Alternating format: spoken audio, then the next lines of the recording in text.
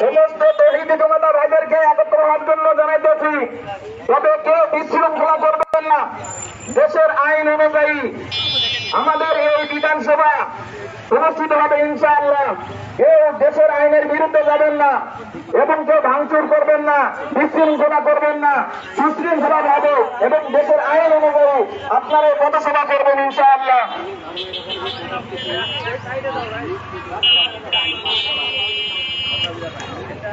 আসসালামু আলাইকুম রহমতুল্লাহ।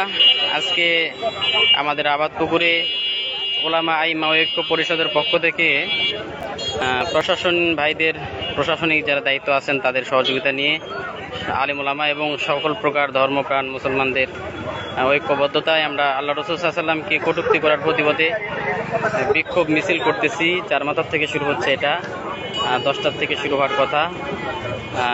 এখন মোটামুটি শুরু হয়ে গেছে। আমরা আশপাশে যারা আছি সবাই যোগদান করব, আমাদের ইমানি দায়িত্ব আমরা পালন করবো ইনশাআল্লাহ।